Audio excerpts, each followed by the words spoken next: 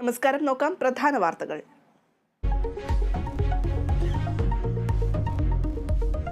രാജ്യം കടന്നു പോകുന്നത് നീതികെട്ട കാലത്തിലൂടെ എന്ന് Rahul Gandhi. We are going through a period of great injustice in India. Social, economic and political injustice.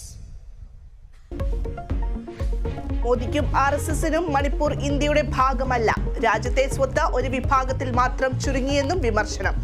Bharat Jodo Nyay യാത്രയ്ക്ക് മണിപ്പൂരിൽ ആവേശത്തുടക്കം.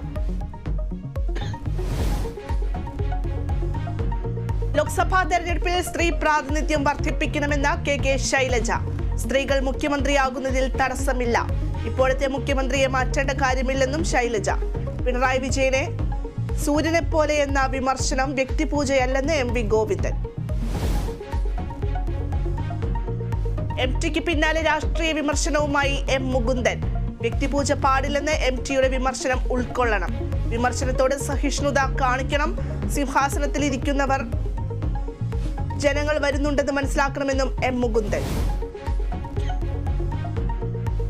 മകരവിളക്കിനൊരുങ്ങി സന്നിധാനം. തിരുവാഭരണ ഘോഷയാത്ര നാളെ വൈകിട്ട് സന്നിധാനത്തെത്തും.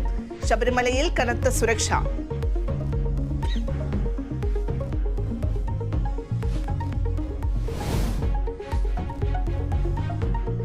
നൂറാം ദിനവും ഗാസയിൽ യുദ്ധം തുടർന്ന് ഇസ്രായേൽ. കൊല്ലപ്പെട്ടവരുടെ എണ്ണം 24,000 കടന്നു. ഹൂതികൾക്ക് നേരെ ആക്രമണം കടുപ്പിച്ച അമേരിക്കയും ബ്രിട്ടനും. പ്രതിസന്ധിയിലായി ചെങ്കടൽ വ്യാപാര ശൃംഖല.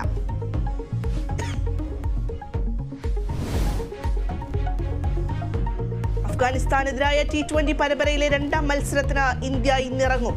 മത്സരം 7 മണിക്ക് ഇൻഡോറിൽ. പരമ്പര ലക്ഷ്യമിട്ട് ഇന്ത്യ.